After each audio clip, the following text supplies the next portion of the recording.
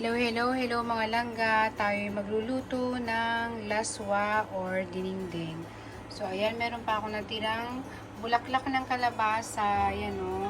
Saka spinach. Ayan, spinach. So, lagyan ko ng isang sili na green. Ayan, spinach. Ang sarap-sarap mga langga. At saka, syempre, ang papaya.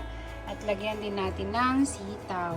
So, ayan, nagpapakulo na tayo ng ng tubig sa kaserola. Ayan, kulo na. Ayan, meron tayong mga tira-tirang isda, mga ulo, salam na laman. So, ilagay na natin ang papaya. Kasi yan ang pinakamatigas sa lahat mga langga, ang papaya. So, mamaya lagyan muna, takpan muna natin mga langga ha, kasi para maluto agad ang papaya. Siguro mga 5 minutes malambot na ang papaya. So, let's cover it, mga langga. Ayan, langga, check na natin kung malambot na ang papaya. I'm sure is malambot na. So, lagyan na natin ang sitaw. OMG, napakasarap, mga langga. So, yan lang talaga ang aking mga pagkain, mga langga. So, ganyan-ganyan lang po. So, ilagay na natin ang maliit na sili, ang isang sili. So, ilagay na rin natin ang bulaklak ng kalabasa, pumpkin flower pala siya.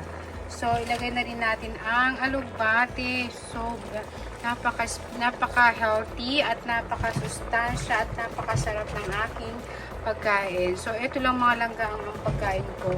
So, ito lang, solve na ako kahit wala pang ibang ulam.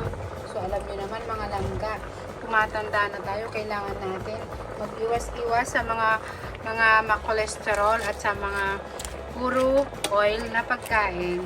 So, iwas-iwas tayo sa mga meat, sa mga baboy, yan. So, kailangan lang tayo mga tumatanda, ganyan lang ating mga pagkain at mga ulam para maging healthy at walang dapuan ng maraming sakit. Diba mga langga? So, ayan, iwanan muna natin siguro mga 5 minutes, luto na yan po. Yan. So, ganyan lang talaga. Wala nang halong ibang mga ingredient pa. Yan lang po talaga mga langga. So, ayan na langga. Sobrang sarap na. Grabe, napaka-healthy ng aking foodie. So, ito lang talaga ang aking ulam sa aking nakita sa rep. So, papaya, alugbati, sitaw, at bulaklak ng kalabasa. So, healthy mga langga, hindi ba? So, napakasustansya at napakasarap mga langga. So, ayan.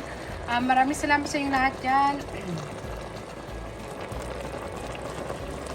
Ayan, sobrang sarap. Luto na po siya mga langga. Ayan o.